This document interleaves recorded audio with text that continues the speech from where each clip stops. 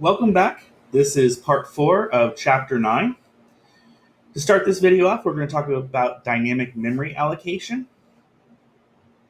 And it's pretty simple. When we want to allocate memory, we need to do that while the application is running. We're going to use the new operator to allocate that memory.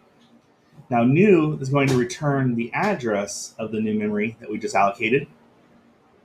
And how does that look? So as you can see here, we have a constant int size that is 25, and we have an array pointer that is pointing to a new double size. So we have an array that we're setting up, and we're using the new keyword. In doing that, we are now going to be putting that address into the array pointer. You can use the square brackets or pointer arithmetic to access the array.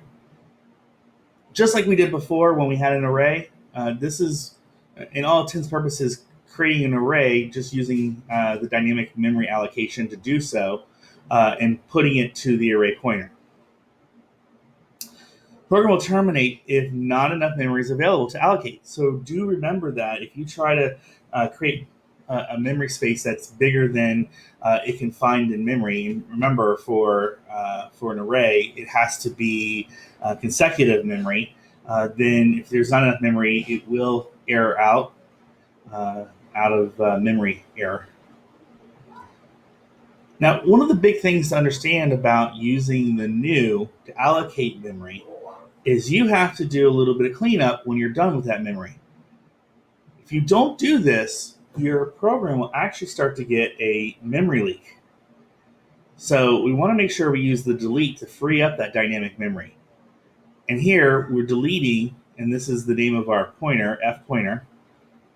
And we also need to, when we're doing it on an array, then we want to make sure we use the square brackets to free up the dynamic array. So this is just an object that we created using dynamic memory by using the new, and that's how we're deleting it. This is an array that we had created, so we have to use the delete on this. And you only have to use delete with dynamic memory. But you do have to use the delete with dynamic memory.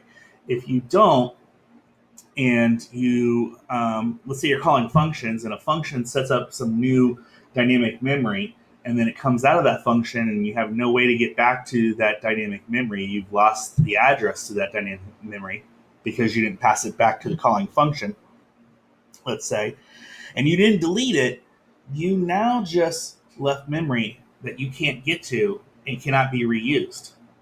It's important to know that. And again, that's how we get applications that have memory leaks.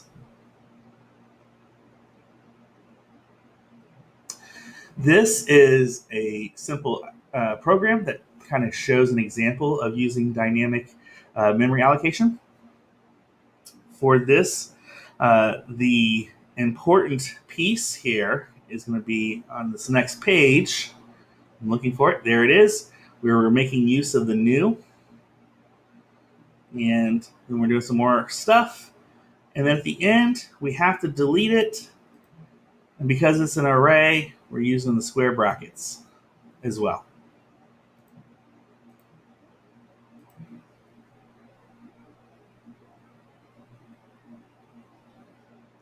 Now, how about returning pointers from a function? A pointer can be the return type of a function. So as you can see, when we're declaring the function, instead of the parameter, which normally is in here, and we have all our stars, we have to use the star here to declare that it's going to return a pointer from the function. The function must not return a pointer to a local variable in the function.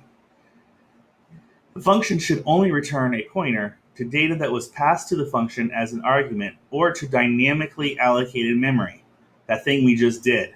So, understand that again. A function cannot return a pointer that was set up locally. If it was set up locally, it needed to be set up as a dynamic. or it can also pass back data that was passed to the function.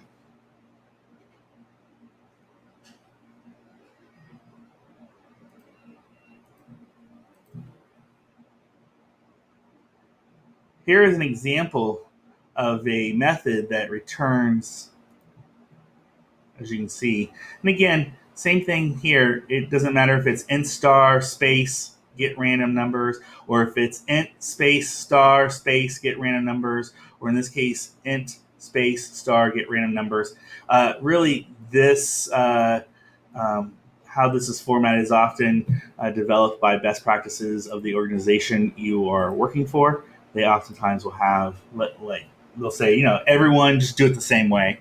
And they usually will be consistent. So if it's here like that, then you're going to see it's going to be here like that, it to have consistency across the board. So as we can say, this means we're going to return a pointer. Now we have this local variable that we're setting up.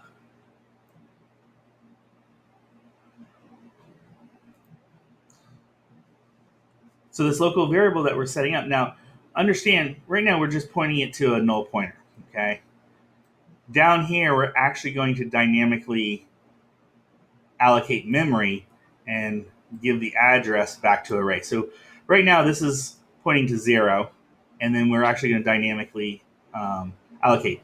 The reason why we have to do that is because if we didn't do this step, if we try to just set up a local variable and then try to pass it back, we would get an error. We have to have dynamically allocated memory to pass back as a pointer. So we're going to seed some numbers with the random number generator, and then we're going to populate the array with these random numbers. As you can see, that's what we're doing here. We're sitting in a loop, and we are calling this ran function, which will create a random number and put it into our array as we are incrementing, and then we're going to return that pointer to that array.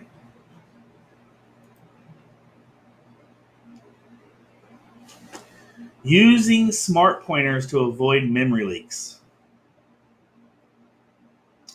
So in C++11, you can use this thing known as smart pointers to dynamically allocate memory and not worry about deleting the memory when you are finished using it. Again, why is that something of value? Well, before the C++11 days, if you didn't delete that pointer, you would have memory leaks. Now, technically, in C++11, if you allocate memory the old-fashioned way, you will still have memory leaks if you don't do the delete. But with C++11, you can do it slightly different. So there's 3 types of smart pointers. There's a unique pointer, a shared pointer, and a weak pointer. We've included libraries before in our header. To do this, these smart pointers, you have to have this header. And in this book, we introduced the unique pointer. So the unique pointer of type 10, of type int. So it says that we're making a unique pointer. Its type is going to be of ints.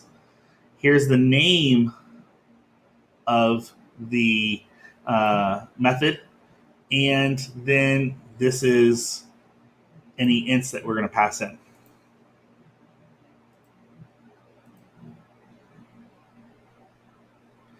So using the smart pointers to avoid memory leaks. Again, what we just described, this is the data type that the pointer is going to be pointing to. So if you wanted to do, let's say, shorts or doubles, you would change that to short or double. This is the name of the pointer and the expression that dynamically allocates the memory.